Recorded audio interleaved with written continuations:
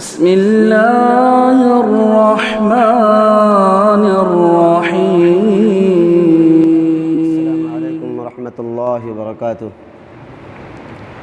الحمد لله رب العالمين والصلاة والسلام على خير خلقه محمد وآله وأصحابه أجمعين ومن تبعهم بإحسان إلى يوم الدين. أما بعد، قال النبي صلى الله عليه وسلم: المهاجر من هجر ما نهى الله عنه، رواہ البخاری او کما قال علیہ الصلاۃ والسلام. سامعین کرام، گزشتہ درس کے اندر میں نے آپ کے سامنے وہ ہجرت جس کا تعلق دنیا سے ہے اس کا تذکرہ میں نے کیا تھا. آپ کو بتایا تھا کہ ہجرت کی دو قسمیں ہیں. ایک کا تعلق دنیا سے ہے، جیسے ہجرت دنیاوی کہا جاتا ہے، اور دوسرے کا تعلق آخرت سے ہے، جسے ہجرت اخروی یا دوسرے لفظوں میں اس طرح بھی کہہ سکتے ہیں کہ ہجرت اسلامی اور ہجرت غیر اسلامی. ہجرت اسلامی جو ہے اس پر ثواب ہے، اللہ سبحانہ تعالی اس سے خوش ہوتا ہے اور بندے کو بدلے سے نوازتا ہے. جبکہ ہجرت دنیاوی جو ہے، جو انسان کی اپنی ضروریات کے تحت ہوتی ہیں، انسان اپنے لیے، اپنے بہتر مستقبل کے لیے، اپنے بچوں کی بہتر پرورش کے لیے ہجرت دنیاوی انجام دیتا ہے. ہجرت دنیاوی پر اسے کوئی ثواب نہیں ملتا ہے، لیکن بسا اوقات بعض لوگ اسے ہجرت اسلامی پر تشبیہ دے لیتے ہیں اور ثواب کی امید لگا بیٹھتے ہیں. جیسے کہ ہم نے اور آپ نے سنا ہوگا کہ وطن عزیز ہندوستان کے بٹوارے کے وقت بہت سارے مسلمان بھائیوں نے اپنے اس ملک کو چھوڑ کر پاکستان کی طرف چلے گئے، یہ کہتے ہوئے کہ یہ ہجرت ہے، جسے اس وقت کے امام الہند مولانا ابوالکلام آزاد نے جامع مسجد کی سیڑھیوں پر ان مسلمانوں سے خطاب کرتے ہوئے فرمایا تھا اپنی دور اندیشی کا اور اپنی بہترین قائدانہ صلاحیت کا اشارہ دیا تھا. آپ نے فرمایا تھا کہ اے مسلمانوں، یہ ہجرت کے مقدس نام پر یہ فرار اختیار نہ کرو، یعنی ہندوستان چھوڑ کر پاکستان چلے جانا ہجرت کے مقدس نام کی وجہ سے تمہارا ہندوستان کو چھوڑنا یہ راہ فرار ہے، یہاں سے بھاگنا ہے، یہ ہجرت نہیں ہے، ہجرت نہیں ہے. اسی لیے علماء نے ہندوستان کو دار الحرب نہیں کہا، ہندوستان کو دار الحرب نہیں شمار کیا ہے. اسے اس لیے کہ ایک ایسا ملک ہے جو ڈیموکریسی ہے، جمہوریت ہے، جسے عربی میں دیموقراطیہ کہا جاتا ہے، کہ یہاں تمام دھرموں کا، تمام مذہبوں کا، تمام تہذیبوں کا، تمام سنسکرتیوں کا سمان کیا جاتا ہے، عزت کیا جاتا ہے. یہ ایسا ملک ہے، یعنی ہر ایک مذہب اپنا مذہب ہے. یعنی جس ہندوستان میں، اس سرزمین میں جتنے مذاہب پائے جاتے ہیں وہ تمام کے تمام مذاہب اس دیش کے مذہب ہیں، اس دیش کے اصول ہیں. اس لیے اسے دار الحرب میں شمار نہیں کیا جاتا. لیکن اس وقت جن لوگوں نے، اور اس کا خمیازہ بھی مسلمانوں نے بھگتا، آج تک انہیں وہ اسٹیٹس نہیں ملا جس کے وہ مستحق ہیں. آج بھی انہیں مہاجر کہا جاتا ہے. جو ہمارے مسلمان بھائی دلی کی گلیوں سے، دلی کی سڑکوں سے اپنے آپ کو نکال کے اس جگہ لے گئے کہ یہاں سے بہتر ماحول ملے گا، شاید وہ پورا نہیں ہوا. آج بھی بہت سارے مسلمان کیمپوں میں رہتے ہیں، خانہ بدوشی کی زندگی گزار رہے ہیں. تو امام الہند نے، مولانا ابوالکلام آزاد نے جو اس وقت کہا تھا وہ 100% درست تھا.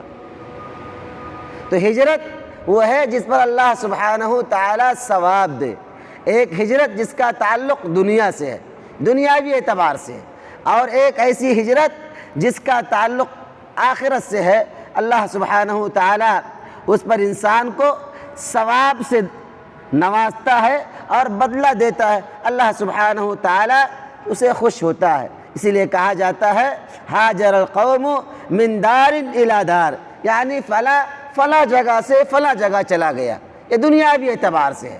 اور اصطلاحی تعریف یہ ہے کہ ترک دار الکفر والخروج منها الی دار الاسلام، کہ آدمی دار الحرب سے نکل کر دار الاسلام کی طرف کوچ کر جائے، یعنی ایسی جگہ جہاں پر اس کا ایمان خطرے میں ہو، جہاں پر اس کا عقیدہ خطرے پہ ہو، جہاں پہ اس کے بال بچے خطرے میں ہوں، جہاں انسان کی اپنی ذاتی زندگی خطرے میں ہو، ایسی جگہ سے نکال کر ایک مسلمان اپنے ایمان کی حفاظت کے لیے، اپنے بچوں کی حفاظت کے لیے، عقیدے کی سلامتی کے لیے، دین اسلام کی نشر و اشاعت کے لیے ایک ایسی جگہ پہ چلے جائے جہاں کا ماحول، جہاں کے حالات سازگار ہوں، موافق ہوں، یعنی دار الحرب سے نکال کر دار الاسلام کی طرف لے کر چلا جائے، اسے کہتے ہیں اسلامی ہجرت۔ اللہ سبحانہ وتعالیٰ نے قرآن میں فرمایا ہے وَهْجُرُوهُنَّ فِي الْمَضَاجِعِ، کہ آدمی اپنی بیوی سے الگ ہو جاتا ہے، جب طلاق دینا ہوتا ہے تو اللہ فرماتا ہے کہ اپنی بیویوں کو اپنے سے الگ کر دو، یعنی ان کا بستر اپنے سے الگ کر دو۔ یہاں بھی ہجرت کا ہے، یہ ہجرت کیا ہے؟ آدمی اپنے بیوی سے چھٹکارا چاہتا ہے، اپنی بیوی کو چھوڑنا چاہتا ہے، اس لیے اس سے الگ ہو رہا ہے۔ اللہ نے کہا کہ اگر ایسا ارادہ ہے تو بستر کو الگ کر دو، ایک ساتھ نہیں رہ سکتے، یہ بھی ہجرت ہے۔ اسی طریقے سے حافظ ابن حجر رحمہ اللہ فرماتے ہیں کہ الہجرت فی الشرع ترک ما نہی اللہ عنہ، ہجرت یہ ہے، مشروع ہجرت یہ ہے، جائز ہجرت یہ ہے کہ انسان وہ تمام چیزیں چھوڑ دے جس کو اللہ سبحانہ تعالیٰ نے کرنے سے منع کیا ہے۔ یعنی امام حافظ ابن حجر رحمہ اللہ کی اس تشریح کے مطابق ہجرت کی دو قسمیں ہو گئیں، ہجرت اسلامی کی دو قسمیں ہو گئیں۔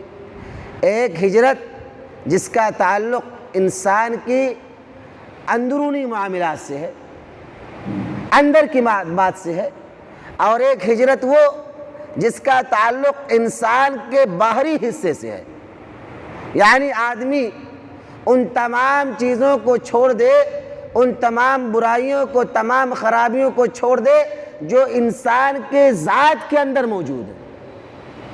غیبت کرتا ہے، جھوٹ بولتا ہے، چغلی کرتا ہے، برائی کرتا ہے، ظلم کرتا ہے، اختلاف کرتا ہے، یہ تمام برائیاں انسان کی ذات کے اندر موجود ہیں۔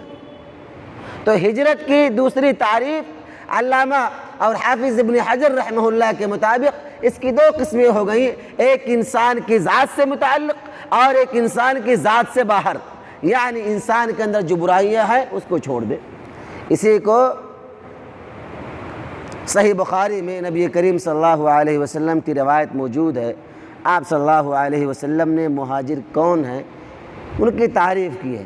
آپ نے فرمایا کہ المہاجر من ہجر ما نہی اللہ عنہ، مہاجر وہ ہے جو انسان اللہ نے اس کے لیے حرام قرار دیے ہیں، اللہ نے اس کے لیے ناجائز اور ممنوع قرار دیے ہیں، ان سے اپنے آپ کو بچا لے، یعنی باطنی اعتبار سے بھی اپنے آپ کو بچائے اور ظاہری اعتبار سے۔ ظاہری اعتبار یہ ہے کہ آدمی اس جگہ کو چھوڑ کر دوسری جگہ چلے جائے، دار الحرب کو چھوڑ کر دار الاسلام چلے جائے، اور باطنی یہ ہے کہ انسان کے اندر ذاتی طور پر اس کے جسم کے اندر، اس کے اندر موجود خامیوں کو اس کو نکال باہر کر دے، یہ بھی ایک ہجرت ہے۔ اسی لیے امام عز بن عبد السلام رحمہ اللہ فرماتے ہیں کہ الہجرت ہجرتان، آپ نے فرمایا کہ ہجرت کی دو اقسام ہیں، دو قسمیں ہیں۔ نمبر ایک ترک وطن، یعنی آدمی اپنے وطن کو چھوڑ دیتا ہے، اپنی جائے پیدائش کو چھوڑ دیتا ہے، جہاں وہ پیدا ہوا، جہاں اس نے پرورش پائی، جہاں اس نے پلا بڑھا، جہاں وہ جوان ہوا، جہاں اس کی اعضاء مضبوط ہوئے، اس جگہ کو چھوڑ دیتا ہے۔ اور ایک ہجرت یہ ہے کہ آدمی گناہ کو اور ذاتی کو چھوڑ دیتا ہے، یعنی جو اس سے ذاتیاں ہو رہی ہیں، جو نافرمانی کے کام ہو رہے ہیں وہ چھوڑ دیتا ہے۔ اور آج کے دور میں حضرت معاذ بن عبدالسلام فرماتے ہیں کہ موجودہ وقت میں جو دوسری ہجرت ہے، گناہوں کو چھوڑنا، برائیوں سے رک جانا، یہ اللہ کو بہت زیادہ محبوب ہے، کیونکہ جو ہجرت اصل ہجرت ہے وہ ہجرت مدینہ ہے، جس سے ہماری اسلامی سال کی ابتدا ہوتی ہے، جس سے اللہ سبحانہ وتعالی نے اس عظیم واقعے کے اندر اتنی زیادہ اعتبار کیا اور اتنی زیادہ نصیحت کی چیزیں رکھی ہیں کہ صحابہ کرام نے اسی سے اپنے اسلامی سال کی ابتدا کی۔ اسی لیے میرے بھائیوں، ہجرت مدینہ سے پہلے 2 ہجرتیں اور ہوئی ہیں، جسے ہجرت حبشہ کہا جاتا ہے، حبشہ اولا اور حبشہ ثانیہ۔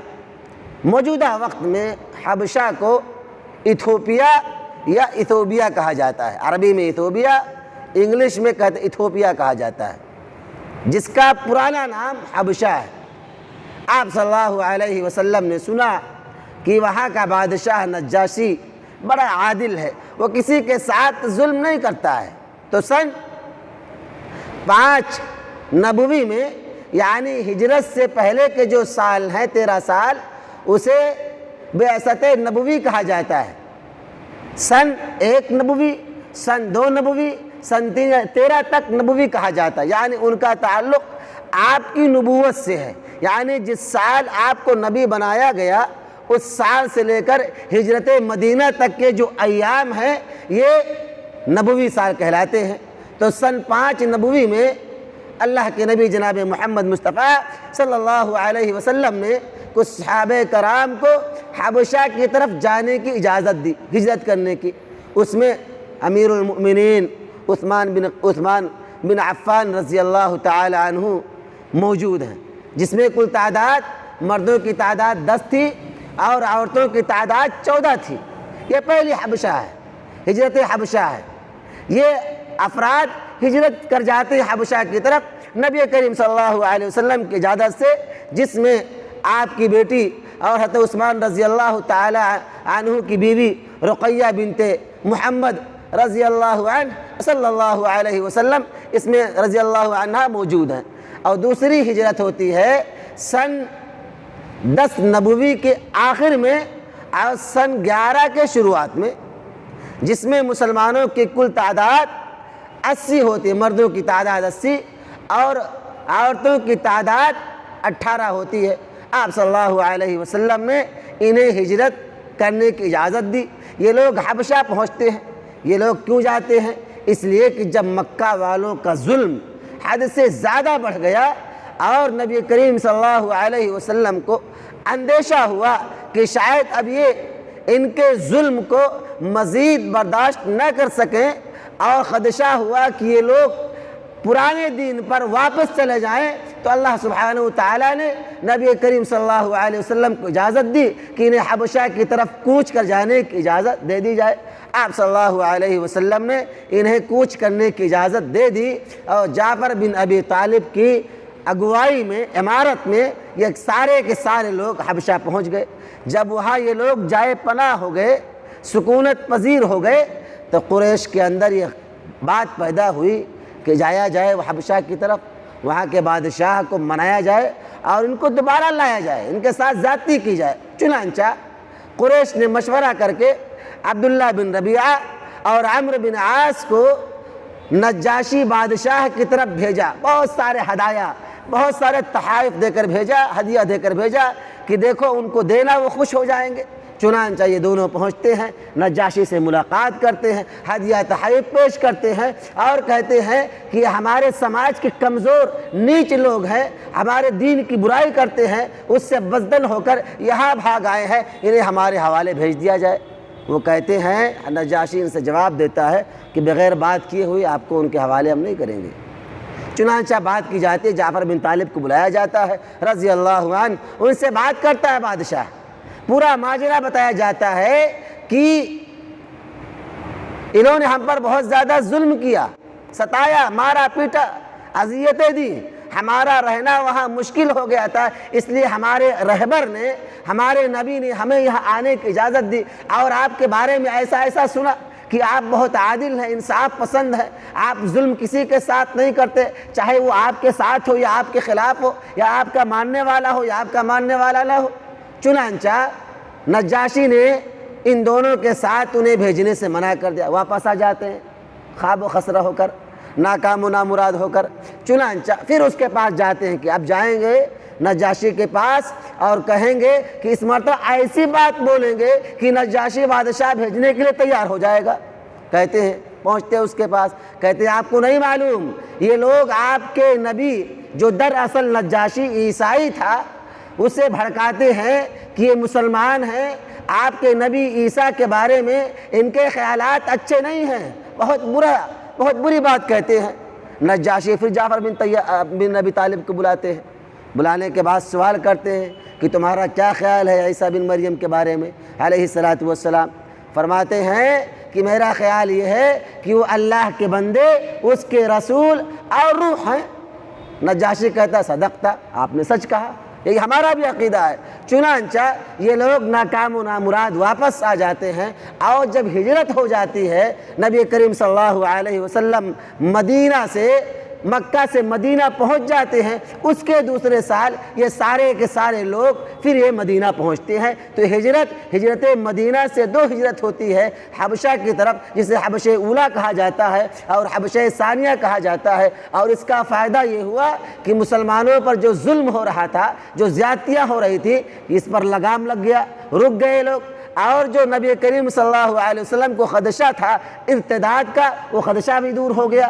اور ایک فائدہ یہ بھی ہوا کہ جب مسلمان ہموار زمین پر پہنچ گئے جہاں ان کو کوئی خطرہ نہیں تھا، تو ان لوگوں نے تجارت کے ذریعے سے اپنے آپ کو مضبوط کیا، یعنی مسلمان مضبوطی کی طرف گامزن ہوئے، طاقت و قوت کے اعتبار سے انہیں موقع ملا آگے بڑھنے کا۔ اور چوتھا فائدہ یہ ہوا کہ یہ لوگ اپنے لشکر کو، اپنی فوج کو دفاعی انداز میں منظم کرنے کا بہترین موقع ملا۔ یہ ہجرت حبشہ اولا اور حبشہ ثانیہ کا فائدہ ہے۔ انشاءاللہ مزید تفصیلات اگلے درس میں۔ اللہ سبحانہ وتعالی سے دعا ہے کہ بار الہ ہم تمام مسلمانوں کو اپنی تاریخ، اپنی سیاست اور اپنی تہذیب کو جاننے کی توفیق عطا فرما۔ الہ العالمین ہم تمام مسلمانوں کو اپنی تاریخ کو جان کر اور اس کو اپنی زندگیوں میں نافذ کرنے کی توفیق عطا فرما۔ الہ العالمین ہم تمام مسلمانوں کو کتاب و سنت پر زندگی گزارنے کی توفیق عطا فرما۔ آمین۔ السلام علیکم ورحمۃ اللہ وبرکاتہ۔